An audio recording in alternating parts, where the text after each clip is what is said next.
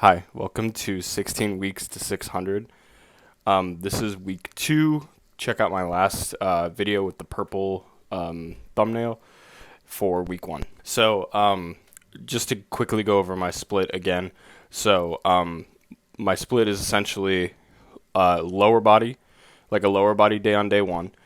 Days 2 and 3 are both upper body days. You can go into my week 1 of 3 months to 315 to learn more about that.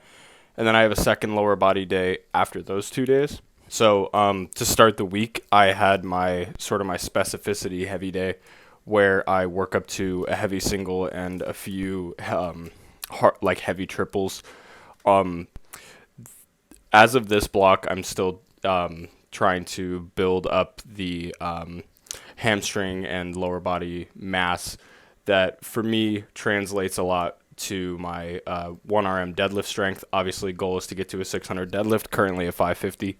So I've got a lot of ground to make up if I'm going to hit that by my target time. So we'll see. Anyway, getting into the actual training log. So I led with a single at 365. This felt so effortless. Can't even really put it into words. I got all the way down, back stayed in really good position, and was able to power out of the hole. Honestly, I felt like I could have done this for like 5 easy, probably if I took it all the way, like 8 to 10 reps, which is a really, really good sign. I'm kind of looking to be able to squat like probably somewhere in the 450 to like 5 plate range in a few weeks. Honestly, it's kind of a pipe dream if I'm going to be able to get toward 5 plates, but I'm actually feeling really, really confident that I can do something like a 455 squat, which would be by far and away my best squat, especially to depth. I've done like 405 and 410 for like a 3/4 squat, but I really had to I'm using this time to like really work on my squat technique because I've had a lot of struggles getting to depth because I don't sit back enough and move my stance out wide enough. So you guys kind of get this bonus little, I don't even know what to call it, like 5 weeks to 500 squat. Anyhow, I followed that single with 3 sets of 3 with 315. This was also extremely easy. I went ahead and took the sleeves off on my second and third triple just because it was just, I didn't need them, and also it kind of allowed it to be hard enough that it was actually worthwhile, which is a really positive thing to say. So for my final squat movement of the day, I did 3 sets of 7 front squat with 185 pounds or 175 pounds, sorry. I use front squat as like my main quad builder, even though I think my quads relative to my hamstrings are actually extremely like big and strong. If you'll see on the video, I really get my knees way over my toes, which is a huge developmental effect, given that the range of motion is so big for those muscles. So it does help, driving out of the bottom of a squat, but obviously I get stuck, a couple inches above parallel once I actually have to use my hips. So also on this day, I had most of my heavy hip hinging work. Since the single and the triples were so easy, on these days, I went ahead and moved all of my heavy deadlift preparation stuff to this day. So to start, I did 5 sets of 7 on the quote-unquote hell deadlifts, as I'm coining them. It's a 1-inch deficit snatch grip deadlift.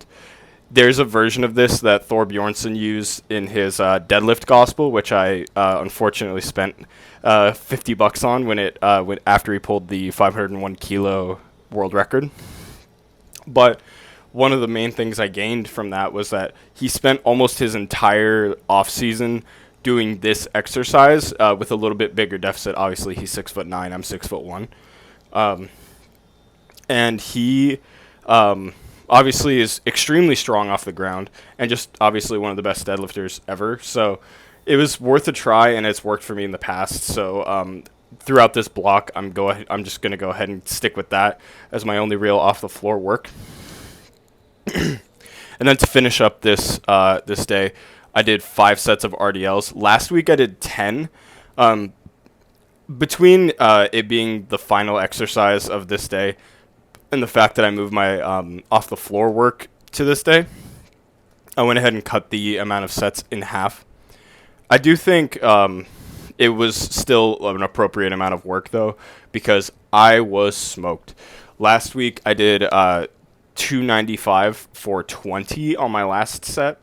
On my last set of like an AMRAP set for my fifth set, I did 15 reps, and then I rest paused for about 10 seconds. And then I did the last 5, and it damn near killed me. I've been sore since that, even though I've had another lower body training day. So definitely worth the developmental effect. 5 sets of 10 RDLs, no joke. I don't know if I'm going to be able to keep that volume that high if I continue to increase the weight. So we'll see how that goes. Next week I have just another 10-pound jump planned since it was so hard. Moving on to my second lower body day. I had a max effort front squat. I've just been trying the max effort method just as a way to teach myself to not get so psyched out when it comes to the heavy weight on squat. And I worked up to a 315 front squat, which I was pretty proud of, honestly. I kind of had this number in my head because I knew that my front squat was not so far behind my back squat because of my weaknesses being more related to the hip extensors. My quads are very strong. So being able to keep this upright position, not having to use my hips as much, really, it wasn't that so much harder than a back squat for me, that I was able to pull this off, and I was really happy with it. Obviously, I synced the depth really well. Luckily, the wide stance front squats and back squats both kind of have the same effect as far as me being able to get to depth, which is really positive. So after this, I stuck with 5x5 to manta ray squats. Originally, I was going to switch these to 12-inch box squats, which is about an inch or so below parallel for me. But the problem I found is that my gym doesn't actually have a 12-inch box. They have a 14-inch box, and then the next option I can use is to get like 2-inch aerobic stairs and stack them all on top of each other, which would just have been ridiculous because it would be extremely unstable, and I don't actually know if it could support the weight of my body plus all the weight, so I didn't want to risk it, and I just stuck with the same exercise. They went fine, even though I felt pretty out of the groove. I actually started to put my stance a little too wide, which kind of messed up my technique a little bit, but overall I would say it went really well. The only thing I did after this was I did a 10x10 true German volume training of 45-degree back extensions, but with the bar on my back instead of in my hands. So you'll see me do these sort of Pete Rubish style, where I've got the bar in my hands out in front of me and I'm almost deadlifting it off the ground while I'm on the 45-degree machine. The problem is that if I were to try and do that much volume of that exercise with any meaningful amount of weight, I wouldn't be able to move by the time I got to the 10th set, so it would almost be like redundant. And also I saw Sam Sheether, a guy that I look up to a lot here on YouTube. Check out his channel if you're watching this and haven't seen him. He was doing these with like 105 pounds for like 12 or 15 reps, and he's a 835 deadlifter. So, I mean, if they're good enough for him, they're good enough for me. So, I gave him a try. I got up to about 80 pounds on a fixed bar, and I had the bar all the way up here on my neck. And I'll tell you what, during the session, I was not nearly as tired as when I have the bar in my hands. But the day after, I was still just as sore. So I think that's a pretty good sign on the developmental effect of these things. I also did a little bit of the single leg version of these after, just to try and, balance things out. I did tear my hamstring on my right side pretty badly, where I was out for about a year and a half. That's about it for me, guys. Things are looking really good.